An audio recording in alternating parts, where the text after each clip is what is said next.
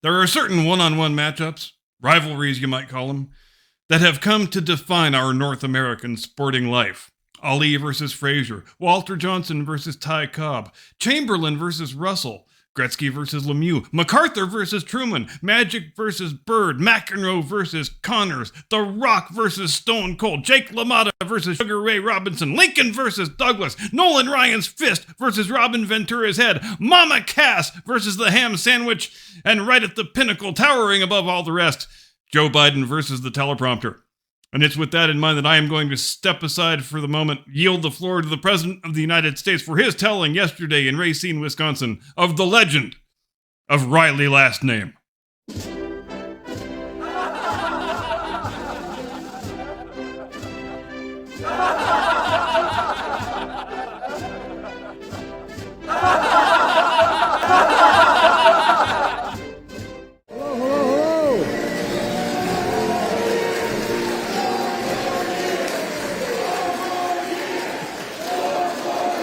Thank you. Hello, Wisconsin. And Nick, thanks for that introduction. Look, before I get started, I want to set the record straight. Please sit down. I went to a Catholic high school in Delaware taught by the Norbertine priest from St. Norbert's College, a little team called Green Bay. Now, here's the deal. We were the only high school in Delaware that overwhelmingly rooted for Green Bay. Not a joke, I'll tell you why. Every single Sunday. Not only did they have great teams at the time, we still do, but not only that, my theology professor at the Catholic school I went to was a guy named Riley, Lastname, and he had been drafted by the Green Bay Packers, and he decided to become a priest before that, so he didn't go. But every single solitary Monday that Green Bay won, we got the last period of the day off. Now, we Catholics call that indirect bribery, but it worked. It's always great to be with one of the best governors in America, Tony Evers.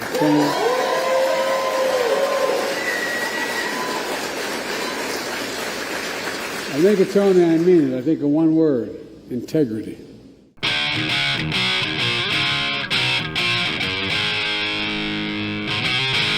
From high atop the battlements of Castle Curmudgeon, where, let's see, Corn Pop, Jim Eagle, Uncle Bozy, now we got Riley Lastname.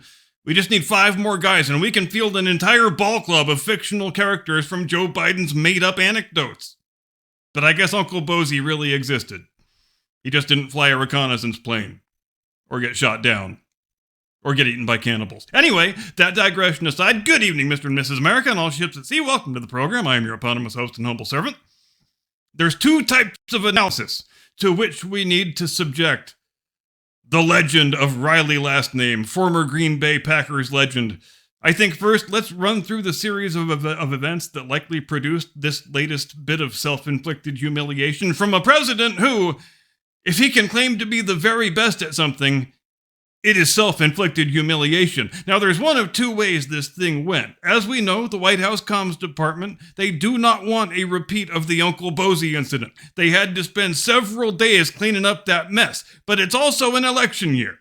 And sadly, this addle-brained fool happens to be the president. So occasionally, against your better judgment and all of your deepest instincts, you occasionally will have to expose his mouth to a live microphone as much as you would prefer not to.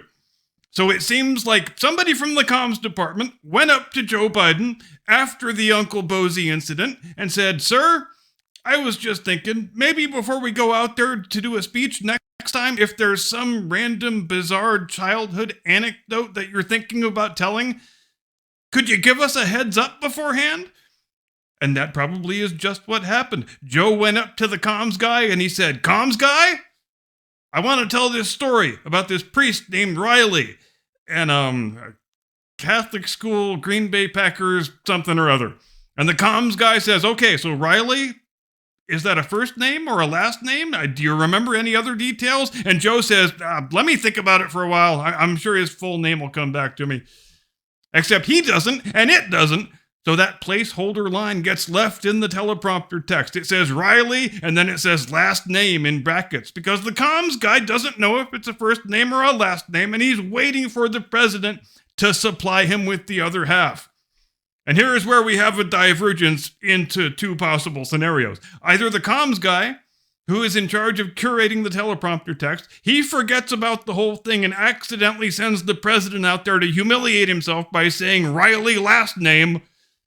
Because if there's anything we know about Joe Biden at this point, it's that when you put something on the teleprompter screen, that dude is gonna read it out.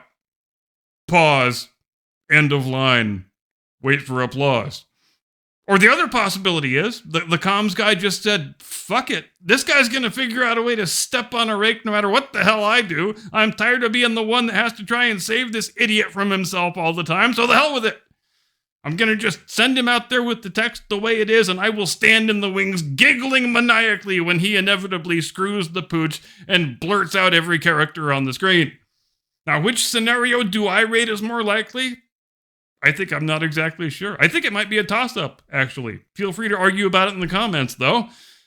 And the other type of analysis that we need to subject this story to is to scrutinize the specific factual claims that are being made by the president. And yes, all of the most obvious fact checks have already been done by this point. Somebody called up the Green Bay Packers and said, yeah, I hate to have to ask, but did you guys once draft a tight end named Riley who quit football to join the priesthood? And the poor public relations staffer up in Green Bay who had the misfortune of answering the call has to sit there leafing through the team record books going, yeah, I'm not seeing anything, dude. Sorry. And then they called up the Catholic school and said, yeah, did you guys have a teacher there in the late 50s named Riley who once got drafted by the Green Bay Packers? And the poor secretary who had the misfortune of answering that call has to sit there leafing through the school personnel files. Yeah, I'm not seeing anything either, dude. And you're the fourth press call we've had this afternoon. That's kind of weird. Which leads me to believe Joe Biden has gone and told another childhood story, hasn't he?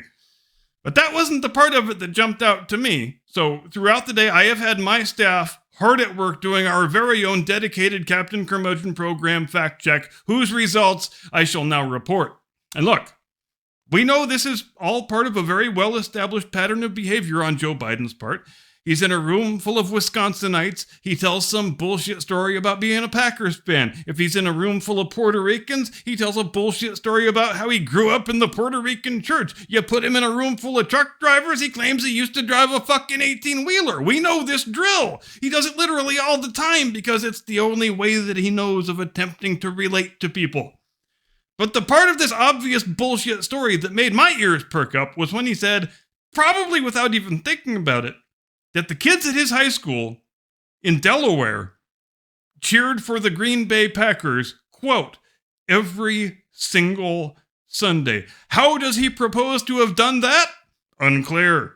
But here's the full set of inconvenient facts. Joe Biden went to high school between 1957 and 1961. He lived, as mentioned, in Wilmington, Delaware. Delaware in those years had one TV station and, quite obviously, 0 NFL teams. Also, the Green Bay Packers had no local TV coverage until 1964. The closest NFL city to Delaware is Philadelphia, 30 miles away as the crow flies. And hell, let's just give it the benefit of the doubt. Let's say that hypothetically, if the Packers were playing a road game against the Eagles, there is a theoretical outside chance that a teenage Joe Biden might have been able to watch the game in Delaware. Now, how many regular season games were there during Joe's high school years that fit that description? 0. Which is to say, Joe's beloved Packers never, during his high school years, played a regular season game on a Sunday that he would have been able to watch on television. So let's shift the goalposts a little bit and give Joe the absolute maximal benefit of the doubt here. During Biden's high school years, when he claims to have been a diehard any given Sunday Packers fan, the biggest cheesehead in that little tiny penis-shaped wonderland called Delaware, how many Packers games would have been available for people in Wilmington, Delaware to actually watch? 6. Half a dozen games over 4 years. And 4 of those are Thanksgiving Day games, because the tradition throughout the 50s was that the Thanksgiving Day game was always the Packers versus the Lions. So obviously, Thanksgiving Day being traditionally on a Thursday, those games don't really fit with Joe's claim of having rooted on his beloved Packers every single Sunday. The only Green Bay Packers games played during Joe Biden's high school years on a Sunday that he would have been able to watch on TV in Wilmington were the 1960 and 1961 NFL championship games, the first of which the Packers lost, the second of which they won, because in those days, there were only 2 nationally televised NFL games each year, the Thanksgiving game and the championship game. But Joe Biden's memory of his own adolescence is so imperfect. Apparently, he thinks fans watching out-of-market NFL games was perfectly normal and run-of-the-mill in 1958, just like it was normal for 2 well-dressed gay men to be tongue wrestling in broad daylight. That's what love looks like, Joey. Although, to be fair, all things being equal at 30,000 feet, the story about the tongue wrestling gay men is significantly more likely to be true than the claim that little Joey in Wilmington was binge-watching Packers games in the pre-Vince Lombardi era, when, in the actual event, even if he watched every single Packers game that was available to him to watch, he saw 6 out of a possible 56 games. So I think for the purposes of how Joe Biden typically formulates stories that he tells in campaign speeches, here's my best guess. He remembers, maybe once or twice, vague memories of watching a Packers TV on TV when he was a teen. And so, since he's about to give a campaign speech in Wisconsin, he figures out a way to turn "I watched 1 or 2 Packers games" into "I was a diehard Packer fan and my theology teacher almost played for the team." And perhaps the most amazing thing is, in the grand scheme of Joe Biden bullshit stories, I think we have heard far more outlandish ones. Like, just in the last 30 days, we've heard more outlandish ones. You see, Joe Biden comes from an era in politics, and he still never got the memo that that era ended. When you could just say whatever bullshit you wanted to any room of people you're in, and nobody else is likely to ever know or care. And you think he might have learned that lesson good and hard when his 1988 presidential campaign never survived 1987, after he got caught cribbing an entire passage from the memoir of former UK Labour Party leader Neil Kinnock, but alas, he did not. And one more last thing. Why the hell would somebody support a certain team just because they had a teacher who was once drafted by it? That one doesn't even require any fact check. That one is just prima facie stupid as shit. So all the boys at this certain Catholic school in freaking Delaware became Packer fans because Father Riley Lastname was so freaking awesome? Like, that is the lamest reason I have ever heard for why someone is a fan of a certain club. That is even worse than "I just like the uniforms." And to the aforementioned Father Riley Lastname, the erstwhile Packer who missed out on the Lombardi golden years because the call of the cloth and the pulpit and of serving young boys, I meant to say, was even more irresistible than the call of the frozen tundra of Lambeau Field. You know, just as a brief parenthetical, I think the only thing missing from this story is Joe saying that he actually owned a cheesehead hat in 1959. We welcome Father Lastname into the noble pantheon of fictional characters from Joe Biden's made-up life stories. My God, if this guy actually got a second term, can you imagine the roster of characters we would wind up with after 8 years? It would be like fucking Lord of the Rings and Game of Thrones had a bastard love child and they named it Hunter. Thanks ever so much for watching. See you Sunday, Blast Radius, 8 Eastern, 5 Pacific. First comment in the live chat wins a 67 Corvette this week. You don't want to miss that. Maybe you and Joe can race in the driveway if Dr. Jill says it's okay. Until then, have a great day and a pleasant tomorrow and a mind-blowing Saturday. Do not comply. Get off my lawn.